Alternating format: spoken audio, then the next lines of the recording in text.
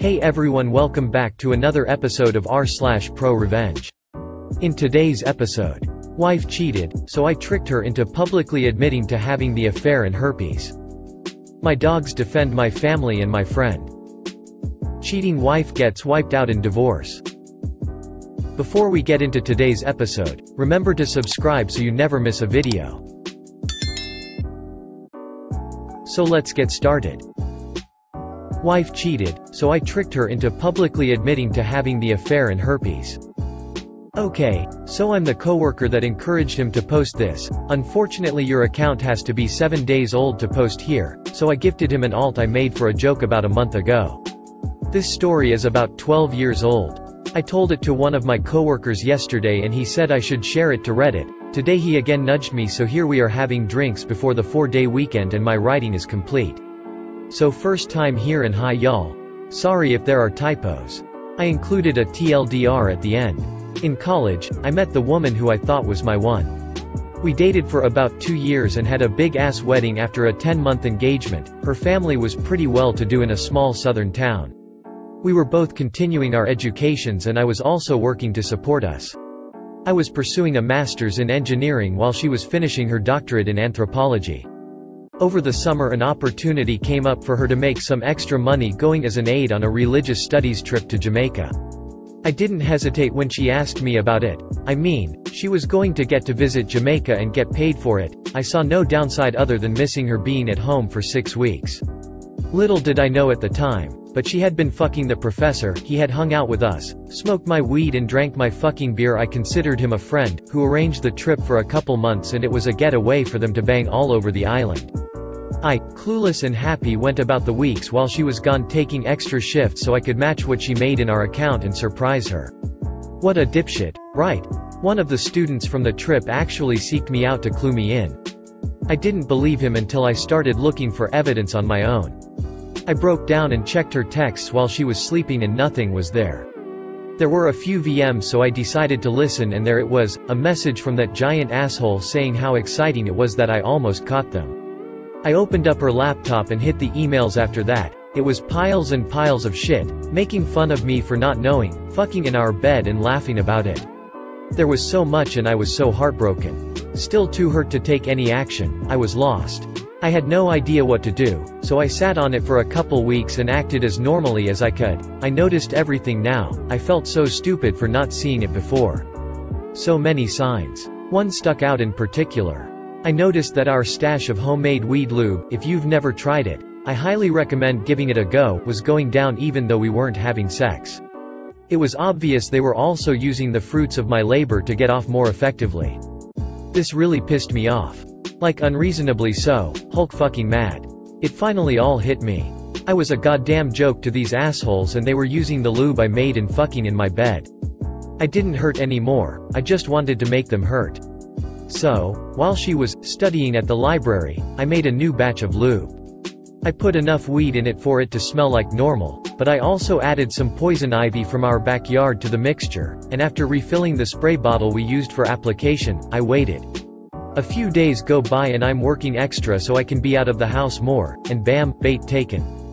That night after she goes to sleep my plan goes into action.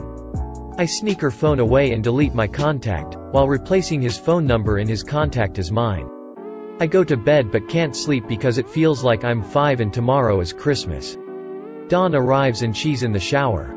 I get a text. I am super itchy, are you okay?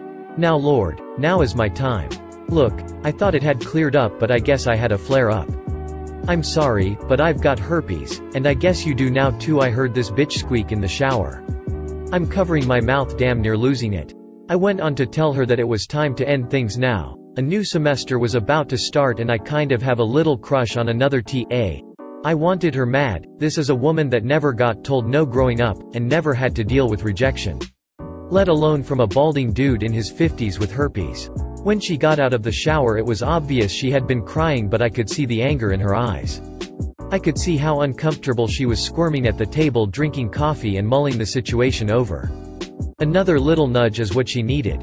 The reply she got to her pages and pages of anger and sadness was, Thanks for the good times, but can you keep this a secret between us? I don't want to ruin my chances with anyone else." She's flush with anger now, just seething. She gathered her keys and headed out the door without even saying goodbye.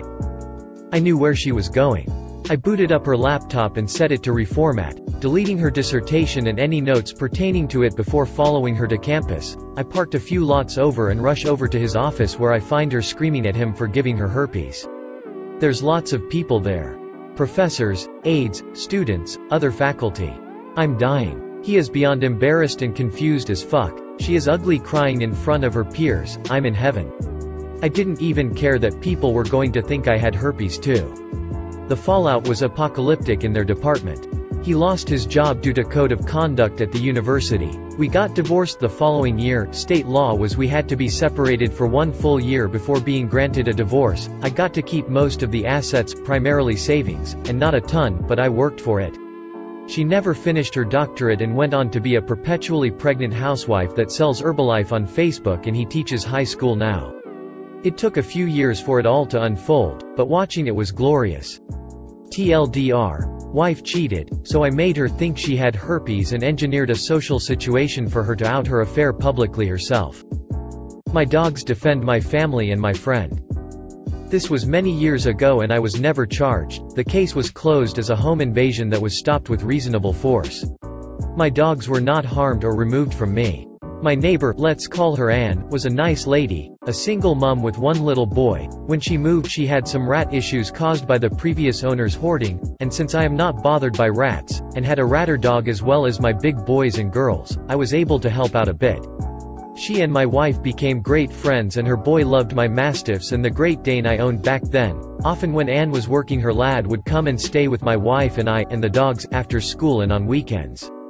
About a year after Anne moved in, she told us she was sure she was being followed by a man who had approached her in a bar on one of her twice-yearly nights out with her sister. She barely went out socializing. It was sheer bad luck she met this man at all, and asked us to keep an eye out for his type and color car, and if we could get his number plate she could give it to the police.